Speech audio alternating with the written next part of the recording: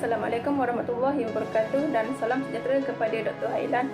Saya Nurul Ashikin binti Jamali S56811. Saya dari kumpulan 15. Berdasarkan tugasan yang telah diberikan, kumpulan saya telah memilih tajuk untuk mengkaji tentang asal-usul manusia. Berdasarkan konsep asal-usul manusia, manusia merupakan makhluk yang mempunyai akal budi, insan, orang adapun yang jenis tinggi antara segala haiwan dan mempunyai sifat-sifat yang mulia. Oleh itu, manusia juga merupakan makhluk istimewa yang wujud di muka bumi ini dari segi kemampuan akal yang dapat membezakan manusia daripada makhluk yang lain. Wujudnya pendapat atau fahaman yang berbeza yang mana berkaitan dengan falsafah asal-usul kejadian manusia itu sendiri. Oleh itu, menurut sumber falsafah kejadian manusia yang berdasarkan kepada perspektif Islam ialah dari sumber utamanya iaitu Al-Quran, di mana bermulanya dari penciptaan Nabi Adam yang sebagai manusia pertama dan proses penciptaan Hawa sebagai manusia yang kedua. Seterusnya, penciptaan Bani Adam iaitu keturunan Bani dan ianya merupakan bukti bagi proses perkembangan manusia. Berdasarkan kepada pandangan tokoh, teori evolusi ini telah dipopularkan oleh Charles Darwin pada tahun 1809 hingga 1882. Teori ini dihasilkan oleh Darwin ketika beliau melakukan penjelajahan daratan dan lautan di Amerika Selatan. Menurut pandangan Darwin ke atas asal-usul manusia, makhluk hidup yang mana beliau mengatakan bahawa semua makhluk yang hidup di muka bumi ini adalah berasal daripada nenek moyang yang sama.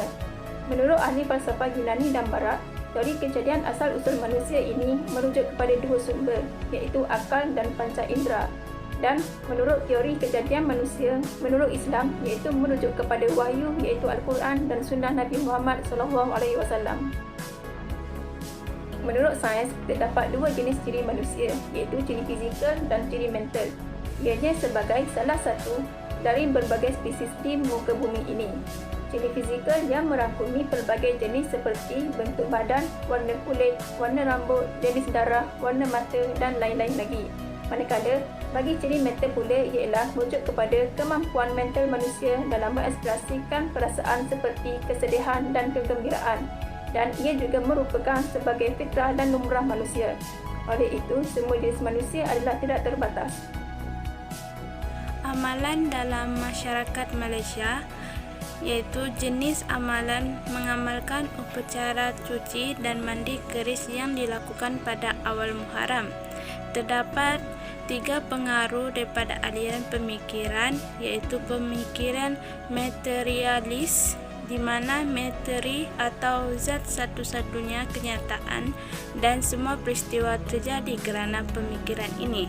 Bagi aliran pemikiran kedua pula ialah aliran idealis di mana jiwa adalah kenyataan yang sebenarnya manusia lebih dipandang sebagai makhluk kejiwaan atau kerohanian. Yang ketiga, aliran realisme klasik, manusia lebih dipandang sebagai makhluk kejiwaan atau kerohanian kerana hubungannya dengan Tuhan. Ciri-ciri bagi amalan dalam masyarakat Malaysia ialah yang pertama dilakukan pada awal Muharram dengan menggunakan senjata keris. Yang kedua mempunyai pelbagai jenis ritual yang akan dilakukan bagi memantapkan kedampingan yang berada di belah keris itu tersebut. Faktor-faktor amalan ini wujud. Yang pertama, satu bentuk dari kepercayaan masyarakat yang berdasarkan atas ajaran-ajaran kebatinan dan falsafah tradisional orang Jawa. Yang kedua, terdapat segelintir orang Melayu atau Jawa menganggap bahawa amalan ini adalah sebagai ilmu kekuatan untuk diri mereka. Jenis amalan dalam masyarakat Malaysia berkaitan dengan asal-usul manusia ialah mengamalkan upacara yang dikenali sebagai cuci dan mandi keris, terutama dilakukan oleh kaum orang Melayu yang mana ia selalu diamalkan pada awal bulan Muharram.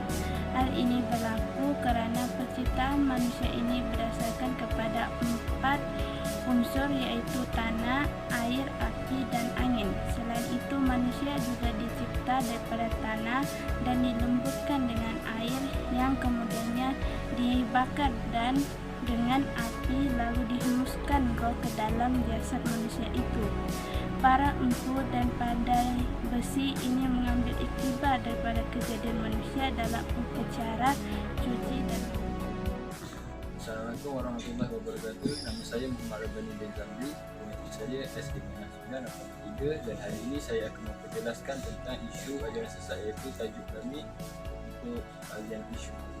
Ajaran sesat adalah satu takrifan dan definisi yang menyatakan tentang sebarang ajaran atau amalan khurafat yang dibawa oleh orang Islam maupun bukan Islam yang mendakwa bahawa ajaran tersebut adalah daripada ajaran Islam atau yang berlandaskan Islam, tapi hakikatnya ia adalah salah satu ajaran yang menyatakan bahawa ianya adalah satu amalan yang bertentangan dengan ajaran Islam. Itu ajaran sesat ini juga merupakan bersifat penghukuman terhadap sesuatu ajaran atau amalan itu, dan ia adalah satu kaedah umum yang boleh digunakan pakai terhadap apa jua ajaran atau amalan yang didapati yang menempati ciri-ciri kesesatan sebagaimana yang dinyatakan oleh agama Islam.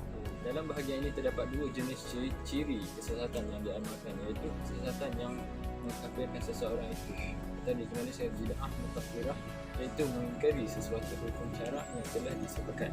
Manakala kesesatan yang kedua pula ialah kesesatan yang tidak mengkafirkan, iaitu bid'ah ghair mukafirah atau bid'ah mufassiqah, iaitu tentang kesesatan yang tidak menyebabkan kekafiran tetapi ia dihukumkan sebagai fasik atau pelaku dosa.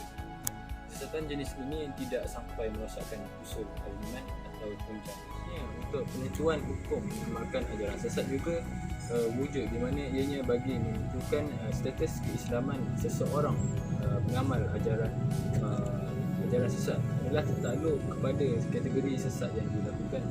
Sekiranya kesesatan yang dilakukan adalah termasuk dalam jenis bid'ah ghair mukafirah, maka tidak syak lagi bahawa dia adalah kekal sebagai seorang agama Islam yang beragama Islam. Kita beralih kepada bahagian faktor yang menceritakan tentang mengenai amalan ajaran sesat. Ajaran sesat ini memberikan beberapa faktor dan punca terhadap seseorang yang mengamalkan ajaran sesat tersebut. Antaranya adalah wujudnya faktor kepercayaan dalam diri manusia, iaitu dengan mempercayai tentang perkara-perkara gaib yang wujud adalah salah satu faktor tersebarnya ajaran sesat.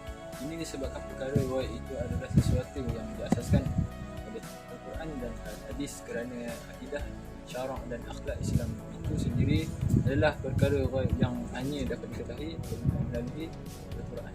Dan faktor yang kedua ialah faktor sosial, iaitu yang berkenaan dengan berlakunya konflik persaingan yang hebat di antara guru-guru agama atau pengamal agama Islam di dalam mencari murid dan meluaskan pengaruh masing-masing di dalam sesuatu masyarakat. Sudah menjadi lumrah alam di mana guru-guru yang bersaing ini mengatasi guru-guru yang lain. Yang lain itu pula tidak berputus asa. Oleh kerana itu mereka terpaksa mencipta ajaran-ajaran yang lebih menarik dan dari yang lain. Dengan ini ramailah pengikut yang terpengaruh dengan ajaran yang baru, iaitu ini walaupun ia merupakan ajaran sesat. Berkenaan dengan bukti-bukti yang saya ceritakan ini antara bukti-bukti berkenaan dengan isu berkenaan dengan amalan ajaran sesat. Assalamualaikum warahmatullahi wabarakatuh. Nama saya Muhammad Ilham bin Muhammad, nama matrik S56679. Saya akan menjelaskan bagaimana cara untuk menangani isu amalan ajaran sesat dalam kalangan masyarakat. Amalan yang saya maksudkan adalah seperti amalan cuci dan mandi keris. Amalan yang dilakukan oleh manusia ini adalah satu jenis khurafat, di mana mereka mempercayai bahawa amalan penjagaan keris ini mampu memberi kekuatan dalam diri manusia.